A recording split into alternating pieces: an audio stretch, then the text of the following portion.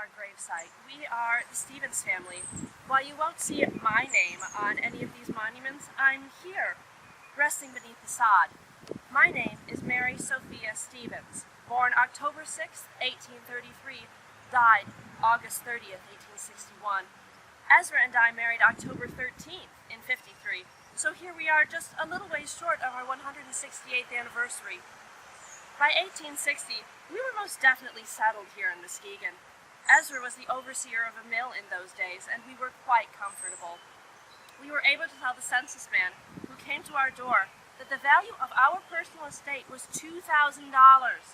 I'm sure to you all that doesn't sound like much, but I found someone on the other side who keeps track of such things, and they told me that's worth $65,000 to you today.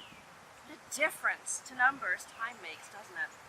Well, anyway, at that time, I was running a boarding house, and we had somewhere near, 30 people living in our home.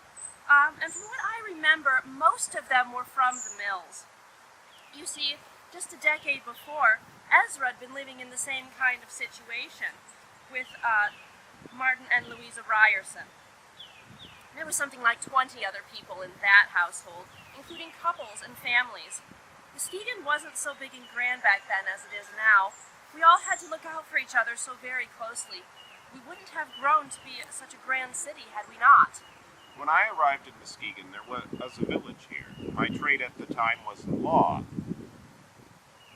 But the calling of the mills changed my occupation, as Mary said. It didn't take long for me to rise up in that industry. The Ryersons didn't just provide me with housing. It was they who provided me the opportunity to make my fortunes in the lumber industry. While I may have been a mill overseer early on, I was not destined to remain so. In time, I would become a partner in the illustrious Ryerson Hills and Company, or whichever the name was, as partners came and went, both before and after my time. I was their bookkeeper and good at my job. The company holdings weren't just in Muskegon. Why, we were across the lake in Chicago as well, and Martin himself is buried in Graceland Cemetery in that city. It is truly a stunning resting place. Yes, the dead do occasionally take tea together. Unfortunately, I wouldn't be around for much of Ezra's rise. I gave birth to our child, Edwin, in March of 1861, and died in August later that year. With Ezra's work, he couldn't shuttle a child across the lake between Chicago and Muskegon, so instead, he left the boy with my parents to raise. And Edwin did all right for himself. He went to college in Wisconsin, got a degree in education, and was the proprietor of a newspaper, the Chicago Evening Mail, from 1884 to 1886. He died that same year, though, in 86. Our son did outlive us both. But I wasn't only Ezra's only wife, either, and my dear friend rests beside us here. Her name on that small marker that is dwarfed by the one Ezra was gifted by our friends Mr. Ryerson, Mr. Hills, and Mr. Getty. Amelia Burge was a lovely young woman born in Illinois like Mary. She moved to Muskegon with her parents some years before we met, but we were married 3 years after I lost Mary. But I would also lose Amelia just over a year after our marriage.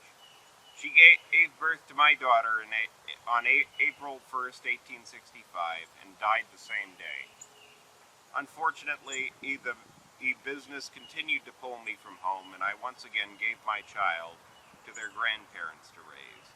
That wasn't meant to be either, and little Mary Amelia, named for both the women I loved, joined them that October, 6 months after her birth. By a stroke of ill luck, the little girl died on Ezra and I's anniversary, October 13th. While it must have hurt his heart so, it was a reminder for me that even in death, families endure. It wasn't long before I decided to try my hand in politics. The county was in need of a treasurer, and with my experiences managing such a successful lumber firm, I was easily able to convince the masses to elect me the post.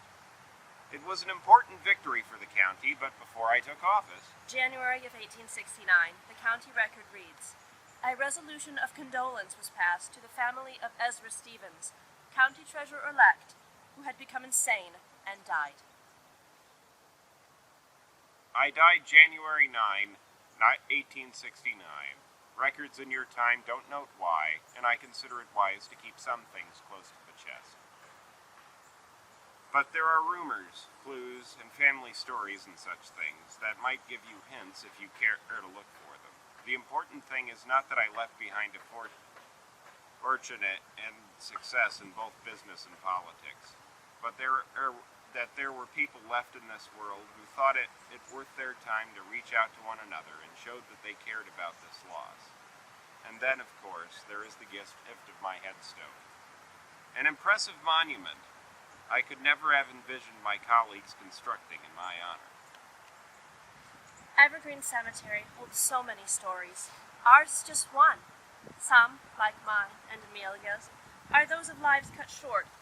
The iconography on our tombs often a rose in bud or in bloom, a wordless message that our lives ended while we yet blossomed. And you will see little lambs scattered throughout, sometimes carved on headstones, other times sitting on their own in a plot. These are the graves of children, like my little Mary Amelia. So many of them died so small, and they too rest with us in this place. I only hope in your time things have changed for the better. But Evergreen also holds her secrets, be those the lives of those buried in Potter's Field, or even the mysteries of missing documents, or unrecorded deeds of people so prominent as Ezra. You may look at a headstone and wonder who lies beneath the earth, or behind the mausoleum doors. Some stories can be sought and found, others are missing altogether, and a few you can learn from those who step into this cemetery every year to tell them. So please, take a moment this October, if you will, to join us on the tour of this necropolis, the city of the dead, from the comforts of your own home, through the wonders of the technologies that have changed so much since our time. And maybe, on some fall night when the air feels just a little different, you might visit this place for a walk and wonder if we are listening. Wave to the headstones as you pass, say hello when you approach, and who knows, maybe you'll feel like we are